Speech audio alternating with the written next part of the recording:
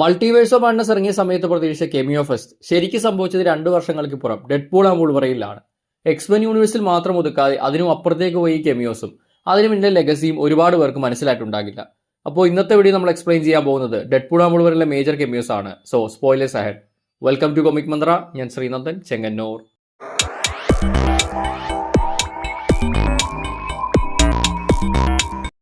Human torch എന്റെ ഓർമ്മ ശരിയാണെങ്കിൽ ഞാൻ ആദ്യമായി കാണുന്ന മാർവൽ മൂവി 2005 ഫാന്റാസ്റ്റിക് ഫോർ ആണ്. അന്ന് ഏറ്റവും അധികം ഇഷ്ടപ്പെട്ട ക്യാരക്ടർ ആയിരുന്നത് ജോണി സ്റ്റോം അഥവാ ഹ്യൂമൻ ടോർച്ച് തന്നെയാണ്. പിന്നീട് F4 ജോണിയായി വന്ന അതേ ക്രിസ് ഇവാൻസ് MCUവിൽ ക്യാപ്റ്റൻ അമേരിക്ക എത്തിയപ്പോൾ ജോണിയേക്കാൾ ഫേവറേറ്റ് ആയി ക്യാപ്റ്റൻ മാറി. MCUവിൽ മൾട്ടിവേഴ്സ് ആകെ വരുന്നെന്ന് റൂമേഴ്സ് വന്നപ്പോൾ മുതലേ ആഗ്രഹിക്കുന്ന ഒന്നാണ് ജോണിയായി ക്രിസ് ഇവാൻസിന് തിരിച്ചുവരവ്. അതൊരു ഡെഡ്പൂൾ സിനിമയിൽ ആയതുകൊണ്ട് തന്നെ ഡയറക്റ്റ് ക്യാപ്റ്റൻ അമേരിക്ക റെഫറൻസ് അടക്കം കിട്ടി. 2005 സിനിമയിൽ സ്പേസിൽ പോയ ജോണി അടക്കമുള്ള സംഘത്തിനെ കോസ്മിക് രശ്മികൾ ഏൽക്കുകയും അങ്ങനെ അവർക്ക് വിവിധ സൂപ്പർ പവേഴ്സ് കിട്ടുകയും ചെയ്യുന്നു. അങ്ങനെയാണ് അവർ ഫാന്റാസ്റ്റിക് ഫോറായി മാറുന്നത്. ഫയർ പ്രൊഡ്യൂസ് ചെയ്യാനുള്ള കഴിവാണ് ജോണിക്ക് കിട്ടിയത്. അങ്ങനെ ഹ്യൂമൻ ടോർച്ച് എന്ന പേര് ജോണി സ്വീകരിക്കുന്നു. ഫ്ലെയിം ഓൺ എന്ന ഐക്കോണിക് ഡയലോഗുമായി എത്തിയ ജോണി വോയിഡിലെ റെസിസ്റ്റൻസ് എന്ന ടീമിന്റെ ഭാഗമാണ്. വോയിഡ് ഭരിക്കുന്ന കസാന്തനോവയ്ക്കെതിരെ പ്രവർത്തിക്കുന്ന ടീമാണ് റെസിസ്റ്റൻസ്. പെട്ടെന്ന് തന്നെ കൊന്നുകളഞ്ഞെങ്കിലും ഒരു ഫൺ ക്യാരക്ടർ ആയതിനാലാണ് ജോണിയുടെ ഡെത്ത് നമുക്ക് കോമഡി ആയത്. എന്തായാലും Deadpool meets Human Torch is one of the best things happened in the movie. Blade മാർവലിനെ ബേസ് ചെയ്തു വന്ന ആദ്യ സക്സസ്ഫുൾ ഫ്രാഞ്ചൈസി ആയിരുന്നു 1998 ബ്ലേഡ് ട്രിലോജി. ന്യൂ ലൈൻ സിനിമാസിന്റെ പ്രൊഡക്ഷൻ വന്ന ഈ സിനിമകളിൽ നായകനായി എത്തിയത് വെസ്ലി സ്നൈപ്സ് ആണ്. ഹാഫ് വാമ്പയറും ഹാഫ് ഹ്യൂമനുമായ ബ്ലേഡ് ഒരു വാമ്പയർ ഹണ്ടർ കൂടിയാണ്. ബ്ലേഡ് ഉദരത്തിലുള്ളപ്പോൾ ബ്ലേഡിന്റെ അമ്മയെ ഒരു വാമ്പയർ ബൈറ്റ് ചെയ്തതോടെയാണ് ബ്ലേഡ് ഹാഫ് വാമ്പയറായി ധംബീർ എന്ന വെർഷനായി മാറുന്നത്. വാമ്പയേഴ്സിന് മിക്ക സ്ട്രെങ്സും ഉള്ളപ്പോൾ തന്നെ വീക്ക്നെസ് കുറവാണെന്നത് ബ്ലേഡിന്റെ വലിയൊരു അഡ്വാൻറ്റേജ് ആണ്. സൺലൈറ്റിൽ ഇറങ്ങി നടക്കാൻ പറ്റുന്നതൊക്കെ ഇക്കാരണം കൊണ്ടാണ്.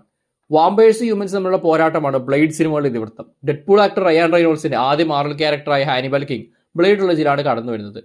എക്സ്മെനും സ്പൈഡർമാനും അടക്കം അത്യാവശ്യം നല്ല ബഡ്ജറ്റിൽ ഇറക്കാൻ പ്രൊഡ്യൂസേഴ്സിന് പ്രചോദനമായത് ബ്ലേഡിന്റെ വിജയമാണ്. The first ever successful Marvel movie at theatres. Elektra Natchios 2003 20th century ഫോക്സിന്റെ തന്നെ പ്രൊഡക്ഷനിൽ ഇറങ്ങിയ ബെൻ അഫ്ലെക്കിന്റെ ഡെയർ ഡബിൾ മൂവിയിലാണ് ജെന്നിഫർ ഗാർണറിന്റെ ഇലക്ട്ര നാച്ചിയോസ് കടന്നു വരുന്നത്. പിന്നീട് 2005 സോളോ സ്പിൻ ഓഫ് സിനിമയും കിട്ടി. സിനിമയിൽ കോമിക്സിൽ നിന്ന് വ്യത്യസ്തമായി സിംപ്ലിഫൈഡ് ആയ ഒരു ഒറിജിനാണുള്ളത്. തന്റെ അച്ഛനെ കിങ് പിൻ കൊല്ലുന്നതോടെ പകരം വീട്ടാനായി മാർഷൽ ആർട്സിലും വെപ്പണറിയിലും ഇലക്ട്ര ഹൈലി സ്കിൽഡ് ആകുന്നു.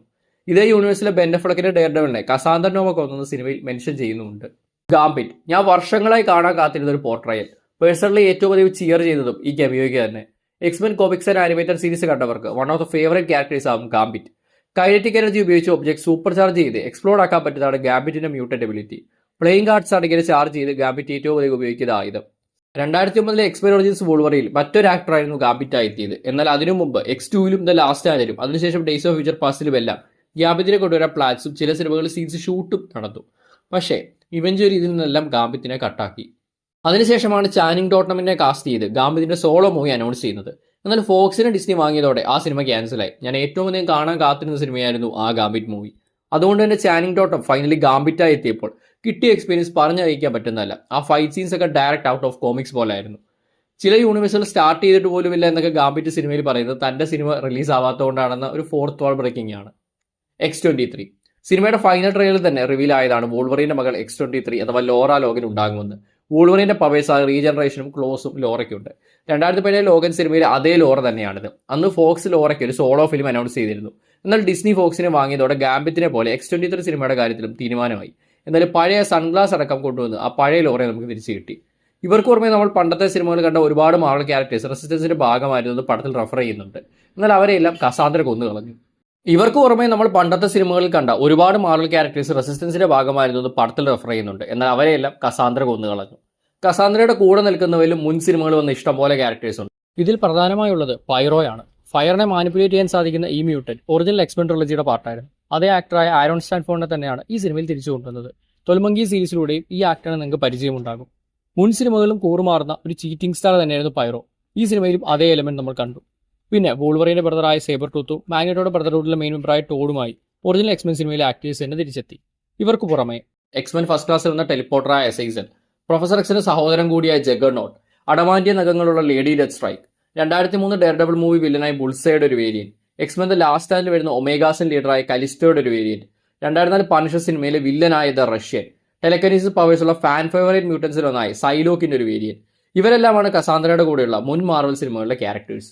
MCUവിൽ നിന്ന് വന്ന ആദ്യ കമിയോ ഹാപ്പി ഹോഗന്റേതായിരുന്നു.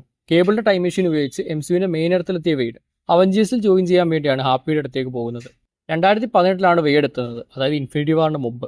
അവഞ്ചേഴ്സ് കോമ്പൗണ്ടിലാണ് വീട് ഹാപ്പിയുമായി സംസാരിക്കുന്നത്. കാരണം ഹോം കമ്മിങ്ങിൽ വെച്ച് നമ്മൾ കണ്ടാണ് സ്റ്റാർക്ക് ടവേഴ്സ് ടോണി സ്റ്റാർക്ക് വെക്കുകയും പിന്നീട് ഫുൾ ബേസ് അവഞ്ചേഴ്സ് കോമ്പൗണ്ടിലേക്ക് മാറ്റുകയും ചെയ്തത്. ഈ ഒരു സീനിൽ ഒരുപാട് ഈസ്റ്റർ എഗ്സ് നമുക്ക് കാണാൻ സാധിക്കുന്നുണ്ട്. കൂടാതെ സിനിമയുടെ അവസാനം വരുന്ന മറ്റൊരു MCU കെമിയാണ് ഹണ്ടർ B-15. ലോക്കി സീസൺ 2 സംഭവങ്ങൾക്ക് ശേഷം B-15 ആണ് ഇപ്പോൾ ടിവിയുടെ ടോപ്പിലിരിക്കുന്ന ഒരാൾ. ഈ പറഞ്ഞ എല്ലാ കെമിയോസിനും പുറമെ വൂൾവറിൻ്റെ ഒരുപാട് വേരിയൻസിനെ നമ്മൾ സിനിമയുടെ തുടക്കത്തിൽ കാണുന്നുണ്ട്. അതുകൂടാതെ ഡെഡ്പൂൾ കോറിൻ്റെ ഭാഗമായിട്ട് ഡെഡ്പൂളിൻ്റെ ഒരുപാട് വേരിയൻസ് വരുന്നുണ്ട്. അതിനെപ്പറ്റിയൊക്കെ നമുക്ക് അടുത്തൊരു വീഡിയോയിൽ ഡീറ്റെയിൽ ആയി ഡിസ്കസ് ചെയ്യാം. ഇങ്ങനെ ഫോക്സ് എക്സ്മെനിൽ മാത്രം ഒതുക്കാതെ ബാക്കി മുൻ മാർവൽ മൂവീസിലെ ക്യാരക്ടേഴ്സിനെ കൂടെ കൊണ്ടുവന്നാണ് ഡെഡ്പൂൾ ആൻഡ് വൂൾവറിൻ്റെ വലിയൊരു വിജയമായി ഞാൻ കാണുന്നത്. പേഴ്സണലി എനിക്ക് ഉള്ള മൂവി എക്സ്പീരിയൻസ് ഒരു 10x കൂട്ടിയത് ഈ കെമിയോസ് തന്നെയാണെന്ന് പറയാം. Especially gambit. ഒരുപാട് പേര് ഏറ്റവും അധികം ചിയർ ചെയ്യുന്നത് ബ്ലേഡിനായിരുന്നു. ബ്ലേഡും എൻ്റെ ഒരു ഫേവറേറ്റ് ക്യാരക്ടർ തന്നെയാണ്. പക്ഷേ ഗാംബിറ്റിലേക്ക് വരുമ്പോൾ ഞാൻ ഏറ്റവും അധികം കാണാൻ ആഗ്രഹിച്ച ഒരു ക്യാരക്ടറായിരുന്നു. ഓരോ ഫിലിം വരുമ്പോഴും ഓരോ മൾട്ടിവേഴ്സ് പ്രൊജക്റ്റ് വരുമ്പോഴും ഗാംബിറ്റിൻ്റെ ഒരു പോസിബിലിറ്റിയാണ് നോക്കുന്നത്. അതുകൊണ്ട് തന്നെ ഡെഡ്പൂൾ ആൻഡ് വൂൾവറിൻ വന്നപ്പോഴേക്കും ഈ ഒരു ക്യാരക്ടർ തിരിച്ചു വരും എന്ന കാര്യം ഉറപ്പായിരുന്നു. എന്തായാലും ഏറ്റവും അവസാനം സ്ക്രീനിൽ കണ്ടതും അതിൻ്റെ കൂടെ ബോണസായിട്ട് ആ ഒരു ഫൈറ്റ് സീനൊക്കെ കിട്ടിയതും ഒരു ബിഗ് എക്സ്പീരിയൻസ് തന്നെയായിരുന്നു.